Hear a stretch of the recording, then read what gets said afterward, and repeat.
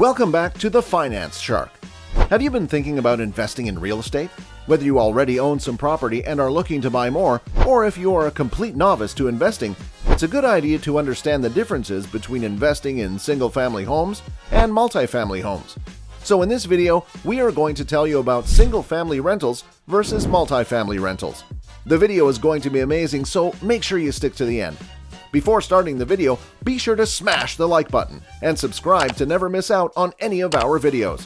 Single-family properties are, as you would imagine, the traditional home built for one family or household.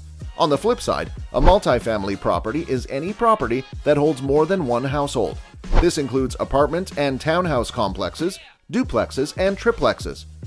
Some experts recommend new investors opt for single-family rentals when they buy their first investment property because it's a less intimidating way to learn about managing a rental property and, in most cases, easier to get investment property financing. While that might be true for some, after knowing what I know now, I wouldn't waste time with single-family. Here's why. At first sight, it might seem as though securing a loan for a single-family property would be a lot easier than trying to raise money for a million-dollar complex. But the truth is that a multifamily property is more likely to be approved by a bank for a loan than the average home. That's because multifamily real estate should generate a strong cash flow every month. While the interest rates may be a little higher, the loan success will be higher if purchase price reflects the asset value. The bank also looks at the value of the property differently than a traditional appraisal of a single-family home and market value. This remains the case even if a property has a handful of vacancies or a couple of tenants who are late with their rent payments. Which is more passive? Some real estate investors do not enjoy the actual management of their properties and instead hire a property management company to handle the day-to-day operations of their rentals. A property manager is typically paid a percentage of the monthly income that a property generates, and their duties might include finding and screening tenants, collecting rent payments, and maintaining the property. Many investors who own one or two single-family homes do not have the luxury of contracting an external manager because it would not be a financially sound decision due to their small portfolio. However, the amount of money that multifamily properties produce each month gives their owners room to take advantage of property management services without the need to significantly cut into their margins, which allows you to scale quicker. Multifamily provides the ability to scale expenses and time. Acquiring a 20-unit apartment building is a lot easier and much more time-efficient than purchasing 20 different single-family homes. With the latter option, one would need to work back and forth with 20 different sellers and conduct inspections on 20 houses that are each located at a different address. Multifamily properties also often have fewer issues because of the quality of constructions.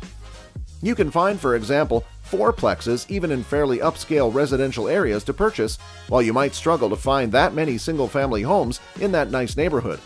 Multifamily investments are more prevalent than ever before, especially in today's market where investors are looking for income-producing assets that can compete in a low-interest environment.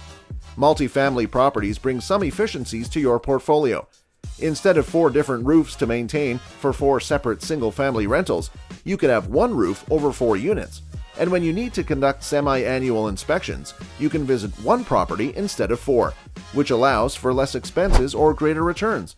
Additionally, in some cases, this route would also require an investor to open 20 separate loans for each property, 20 different closing costs, attorney fees, and other expenses.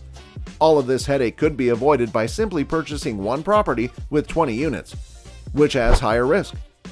Another benefit that comes with the multifamily home is the fact that you are not completely out of luck if someone moves out unexpectedly or doesn't renew their lease, leaving you to find a new tenant.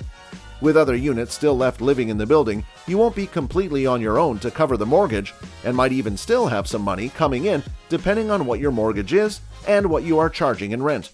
Of course, there is an obvious downside that comes with a multifamily home. You have to cope with more than one tenant. While it can be quite the cash cow, you'll have to deal with tenants and do more work in order to keep those units full.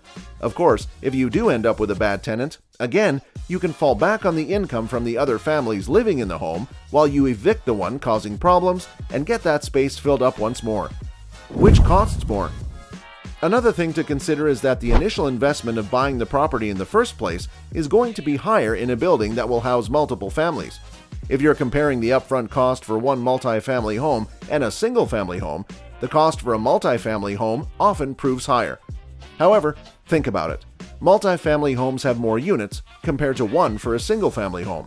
The extra space also gives your property the ability to serve more people, making it easier to diversify your tenant base. In other words, you could fill a multifamily investment property with more tenants, increasing your chances someone will occupy your property and give you rental income. Investors can generally earn more due to the extra units while lowering risk by spreading the income sources among multiple units.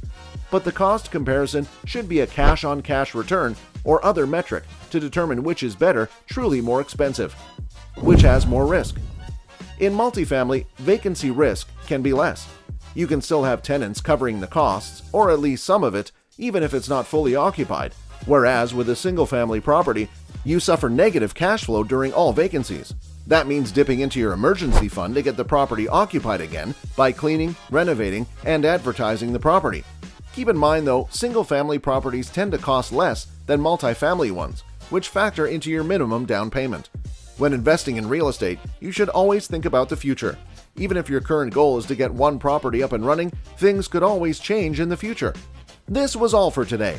Hope you liked the video. Do not forget to subscribe to our YouTube channel. Stay safe, and we will be back soon with another video.